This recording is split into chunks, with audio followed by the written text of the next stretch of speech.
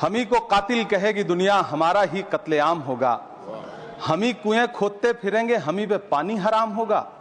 सभापति महोदय, सन 1947 में दिल्ली की जामा मस्जिद की तारीखी सीढ़ियों पर खड़े होकर के भारत रत्न मौलाना अबुल कलाम आजाद साहब ने कहा था कि मुसलमानों कहां जा रहे हो, यह है तुम्हारा मुल्क, यहां तुम्हारे आबाओ अजदाद की कब्रें हैं।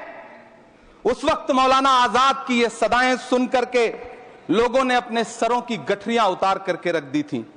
आज उसी दिल्ली में मौजूद देश की संसद में एक बिल आया है जो हमसे उसी जामा मस्जिद की सीढ़ियों के सबूत मांगेगा, जो उन्हीं सीढ़ियों के पास अपनी कब्र में सोए हुए मौलाना आजाद को फिर से कब्र से सदा देनी पड़ेगी कि ये जो कब्र है वो मेरी कब्र है, ये किसी सरकार की जागीर नहीं है। सभापति महोदय, मैं जहां खड़ा हूं इसी संसद भवन के सामने सड़क के उस पार अपनी कब्र में सोए हुए भारत के पूर्व राष्ट्रपति फखरुद्दीन अली अहमद की कब्र है। शायद अब उस कब्र से भी सदाएं आए कि ये कब्र मेरी कब्र है, ये सरकार की जागीर नहीं है।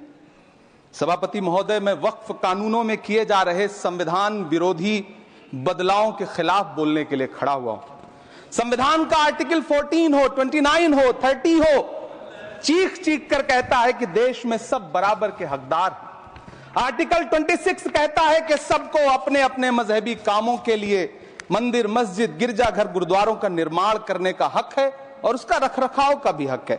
लेकिन डॉक्टर बाबा साहब अंबेडकर के संविधान को हर दिन कुचलने वाली यह सरकार देश के मुसलमानों से नफरत में इतनी अंधी हो गई है कि खुलेआम देश की संसद में देश सरकार के माइनॉरिटी मिनिस्टर साहब और होम मिनिस्टर साहब झूठ बोलते हैं और देश को गुमराह करते हैं। झूठ शब्द असत्य बोलते हैं। सरकार ने इस बिल का नाम उम्मीद रखा है।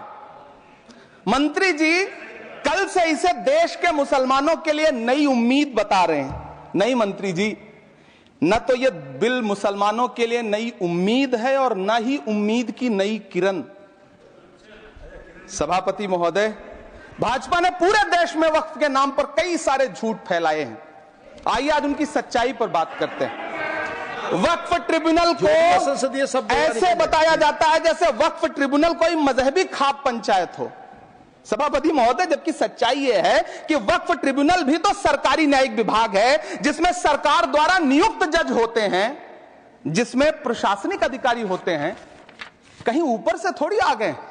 सभापति महोदय, देश के गृह मंत्री जी ने इसी सदन में कहा कि वक्फ ट्रिब्यूनल के फैसले के खिलाफ कोई कोर्ट नहीं जा सकता, जबकि सच यह है कि वक्फ एक्ट 1995 की धारा 83(9) के तहत हाई कोर्ट वक्फ ट्रिब्यूनल के फैसले की न सिर्फ समीक्षा कर सकता है बल्कि उसे बदल भी सकता है। सच तो यह है कि वक्फ बोर्ड खुद अपनी जमीनों के लिए कई सारी कोर्ट में मुकदमे लड़ रहा है। सभापति महोदय, दिल्ली की जिन 123 संपत्तियों को लेकर कल माइनॉरिटी मिनिस्टर, होम मिनिस्टर साहब और अभी आदरणीय नेता सदन बात कर रहे थे, आइए उनकी सच्चाइयों पे भी बात करते हैं। 1911 में जब अंग्रेजी हुकूमत ने कोलकाता के बजाय दिल्ली को राजधानी बनाने का फैसला किया तो रायसीना हिल्स के चारों तरफ जो मुसलमानों की ढेर सारी जमीनें थी उनको एक्वायर किया गया और लुटियन को इसकी तामीर की जिम्मेदारी सौंपी गई। सेंट्रल विस्टा की तरह लुटियन जोन का मेगा प्लान तैयार हुआ, लेकिन उस वक्त के मुसलमानों ने उस वक्त की अंग्रेजी हुकूमत से अपनी इबादत गाहों को बचाने के लिए लड़ाई लड़ी। मामला ब्रिटिश गवर्नमेंट तक पहुंचा। तब यह तय हुआ कि वो जो धार्मिक स्थल हैं उन्हें जस का तस रहने दिया जाएगा। इंडिया गेट के बगल वाली मस्जिद हो, जाब्तागंज, सुनहरी बाग मस्जिद हो, पार्लियामेंट रोड वाली मस्जिद हो, ऐसी 123 संपत्तियों के मैनेजमेंट के लिए 1913 में मुसलमान वक्फ वैलिडेशन एक्ट बना और उसके बाद एक नया शहर बसाया गया जिसे लुटियंस जोन का नाम दिया गया। फिर 1943-45 के बीच एक और समझौता हुआ आजादी से पहले, उसके तहत काफी सारी वक्फ जायदादों को सुन्नी मजलिस औकाफ बनाकर उसके अंडर किया गया ताकि उसकी देखरेख की जा सके। गृह मंत्री जी 2 दिन से सदन में जो बात कह रहे हैं वो दरअसल 123 संपत्तियां उसी सुन्नी मजलिस औकाफ के तहत आती। सभापति महोदय, आजाद भारत आजाद हुआ। आजादी के बाद भारत में 1954 में वक्फ एक्ट लागू हुआ, जिसकी धारा 9 के तहत 1964 में केंद्रीय वक्फ काउंसिल का गठन हुआ। दिल्ली की वही 123 प्रॉपर्टीज को 1970 में सर्वे गजट करके गजट नोटिफाई किया गया। इसके निपटारे के लिए पूर्व प्रधानमंत्री इंदिरा जी के द्वारा 1974 में एक बर्नी कमेटी बनाई गई। बर्नी कमेटी ने 1976 में इन 123 संपत्तियों को दिल्ली वक्फ बोर्ड की संपत्ति होने की रिपोर्ट सौंपी। उस रिपोर्ट के आधार पर 1984 में कांग्रेस सरकार ने उन 123 प्रॉपर्टीज को दिल्ली वक्फ बोर्ड को सौंपने का फैसला किया, जिसके खिलाफ विश्व हिंदू परिषद कोर्ट गई। मामला 2011 तक पेंडिंग रहा। फिर 2011 में कोर्ट ने सरकार को आदेशित किया कि इसका निपटारा करो। तब 2013 में तत्कालीन यूपीए सरकार ने दिल्ली की उन्हीं 123 जायदादों को बर्नी कमेटी की सिफारिशों के मुताबिक वक्फ बोर्ड के हवाले किया। यही वो प्रॉपर्टीज हैं जिनके नाम से गृहमंत्री जी कल से कांग्रेस को कोस रहे हैं। फिर आई 2014 में भाजपा की सरकार, जो तब से इन जमीनों को हड़पने की साजिश कर रही है। जिस बिल को मुसलमानों के हुकूक की हिफाजत करने वाला बिल बताया जा रहा है, उसी को पेश करने के लिए और उस पर बात करने के लिए लोकसभा में भाजपा सरकार के पास एक भी मुस्लिम सांसद नहीं है। जिस वक्त, मैं लोकसभा कह रहा हूं, सुना करिए, जिस वक्फ बिल को मुस्लिम महिलाओं को हक दिलाने वाला बताया जा रहा है, उसे संसद में पेश करने वाली पार्टी के पास न तो राज्यसभा में, न लोकसभा में, न देश की किसी विधानसभा में एक भी मुस्लिम महिला सदस्य नहीं। कल किरण रिजिजू जी कह रहे थे कि रेलवे की जमीनें देश की जमीनें हैं, डिफेंस की जमीनें देश की जमीनें हैं। हां मंत्री जी हैं, बिल्कुल हैं। ये जो वक्फ की जमीनें हैं, ये हमारे पुरखों ने धार्मिक कामों के लिए डोनेट किया है। तो हम भी तो इसी देश के नागरिक हैं, हम भी तो इसी देश के बेटे हैं। तो वक्फ की जमीनें भी तो इसी देश की जमीनें हैं, उनको पराया क्यों बोलते हैं आप? सभापति महोदय अशफाकुल्लाह खान जब फैजाबाद की जेल में फांसी के फंदे पर झूल रहे थे, तो इसी देश की जमीन के लिए झूल रहे थे ना। सभापति महोदय, अंडमान की जेल में काला पानी की सजा काटकर अपनी जान देने वाले मौलाना फजले हक खैराबादी हो या शेर खान अफरीदी हो, वो भी तो इसी जमीन के लिए अपनी जान दे रहे थे ना। सभापति महोदय, पाकिस्तान के खिलाफ लड़ते हुए अपनी जान देने वाले महावीर चक्र विजेता ब्रिगेडियर उस्मान हो या पाकिस्तान के पैटर्न टैंक उड़ाने वाला परमवीर चक्र विजेता वीर अब्दुल हमीद हो, वो भी तो इसी जमीन के लिए अपनी जान दे रहा था ना। और मंत्री जी, मैं इस सदन में अलल ऐलान ये कहता हूं कि जब भी इस देश की जमीन को लहू की जरूरत होगी, आपसे 2 कदम आगे इमरान खड़ा मिलेगा, ये मैं आपसे यकीन दिलाते हुए कह रहा हूं। सभापति महोदय, मैं सरकार से कहना चाहता हूं, हमसे हमारी इबादत गाहें तो मत छीनिए ना, हमारे घरों पे बुलडोजर तो मत चलाइए ना, हमारी कब्रों में तो हमें सुकून से सोने दीजिए ना। सभापति महोदय, माइनॉरिटी मिनिस्ट्री का बजट कट करके, मुस्लिम बच्चों की स्कॉलरशिप बंद करके अब सरकार कह रही है कि हम वक्फ की आमदनी से गरीब मुसलमानों का भला करेंगे। गुजरात की बेटी बिल्किस के बलात्कारियों की रिहाई के बाद उन्हें माला पहनाने वाली लोगों के नेता ये कह रहे हैं कि यह बिल मुस्लिम महिलाओं को उनका हक दिलाएगा। धन्यवाद मोदी जी, क्या बढ़िया सौगातें मोदी दे रहे हैं आप। पहले हमें गुजराते मोदी दिया, आप सौगाते मोदी दे रहे हैं।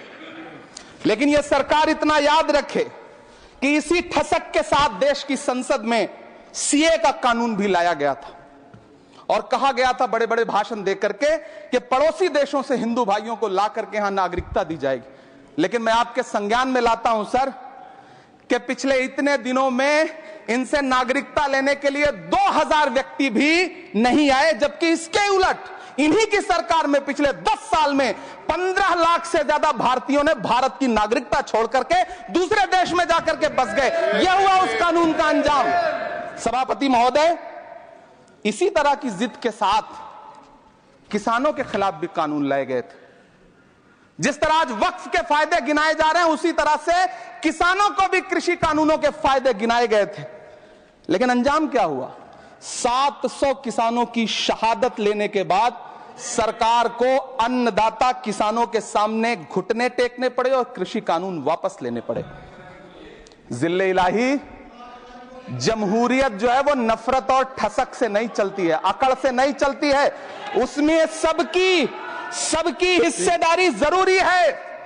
कल देश के माइनॉरिटी मिनिस्टर ने लोकसभा में खड़े होकर एक शेर सुनाया था कि मुझसे कोई बदगुमान न हो, तो मैं उन्हें एक शेर सुनाना चाहता हूं कि मैं आज जद पे हूं तो इतना खुशगुमान न हो, मैं आज जद पे हूं तो इतना खुशगुमान न हो, चिराग सबके बुझेंगे हवा किसी की नहीं। नीतीश कुमार जी हो, चंद्रबाबू नायडू जी हो, चिराग पासवान जी हो, जयंत चौधरी जी हो, देवे गौड़ा जी हो, जीतन राम मांझी जी हो, सबको समझना पड़ेगा कि जब जंगल में आग लगती है तो न वो बरगद बचते हैं जो हवा को आंधी में तब्दील करते हैं, न वो बांस बचते हैं जो आपसी रगड़ से चिंगारी पैदा करते हैं।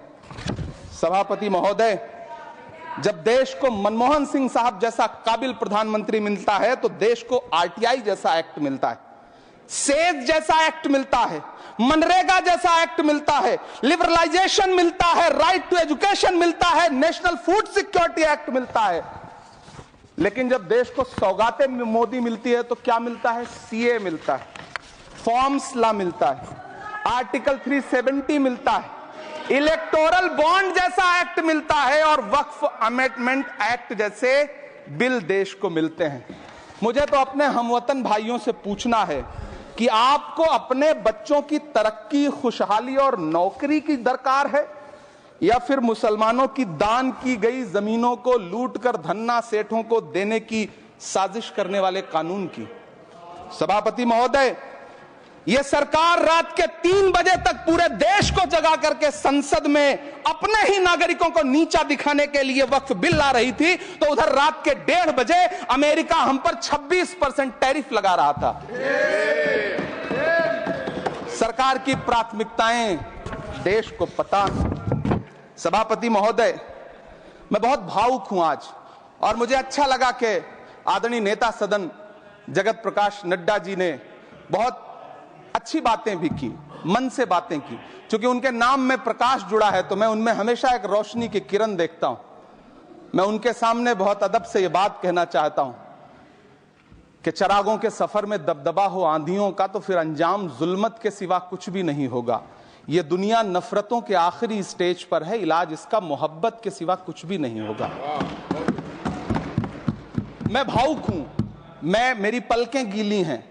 अगर देश की एक बहुत बड़ी आबादी को लगता है कि आप उसका भला करने के लिए नहीं बल्कि उनकी इबादतगाहों, उनकी कब्रिस्तानों, उनकी खानकाहों को बर्बाद करने का बिल ला रहे हैं, तो फिर आप अगर समझाने में नाकामयाब रहे हैं तो यह आपकी नाकामयाबी है। पहले समझाइए, उसके बाद कोई बिल लेकर के आइए, तब शायद हम आपका इतनी पुरजोर तरीके से विरोध ना करें। लेकिन सभापति महोदय, मैं अंत में सिर्फ इतना कहना चाहता हूं कि इस बिल में जो भी पॉइंट्स दिए गए हैं, बॉम्सी पोर्टल देख लीजिए, सरकार का झूठ आपको पकड़ में आ जाएगा। हम डरे नहीं हैं, हम सिर्फ सरकार से अपील कर रहे हैं कि हमें अपना समझिए। हम आपके अपने हैं, इस देश के नागरिक हैं और आप ताकत में हैं। संख्या बल के आधार पर बिल हो सकता है आप पास करा ले, लेकिन आपको यह बात समझनी पड़ेगी कि हम तो वो तारीख हैं, जहनों में रहना है जिसे कागजी पुर्जे नहीं जो फाड़ डाले जाएंगे। जिस जमीन पर मैं खड़ा हूं यह मेरी पहचान है। आप आंधी हैं तो क्या मुझको उड़ा ले जाएंगे? आपको यह बात समझनी पड़ेगी। आपको अगर इतना विपक्ष की तरफ से पहले जेपीसी में इतने सारे पॉइंट्स आए और उसके बाद कल से लोकसभा में और राज्यसभा में सुझाव आप सुनने को तैयार नहीं है, लोगों की शंका को दूर करने के बारे में आप बिल्कुल सोच नहीं रहे, बस आप कह रहे हैं यह बिल उम्मीद की नई किरण है। नहीं साहब, इसे भले किरण जी लेके आए हैं लेकिन ये उम्मीद की नहीं बल्कि नाउम्मीदी की किरण है। और इस देश की एक बहुत बड़ी आबादी इस बात से खदशे में है, शक में है कि आप सीधे उनकी जमीनों को लूट करके धन्ना सेठों को बेचना चाहते हैं। मेरी अब भी आपसे अपील है कि इस बिल को वापस लीजिए। यह बिल कहीं से आपके अपने नागरिकों के लिए अच्छा नहीं है। यह बिल सिर्फ इस देश के मुसलमानों को नीचा दिखाने का और अपने एक ऐसे मतदाता वर्ग को खुश करने का बिल है जिनको इस बिल के पास हो जाने से कुछ मिलेगा भी नहीं, लेकिन आप एक नैरेटिव देना चाहते हैं, एक मैसेज देना चाहते हैं। मेरी आपसे अपील है कि कृपया ये जो सबका साथ सबका विकास का नारा है, इस नारे को रत्ती भर तो चरित्रार्थ कर दीजिए। बहुत बहुत धन्यवाद।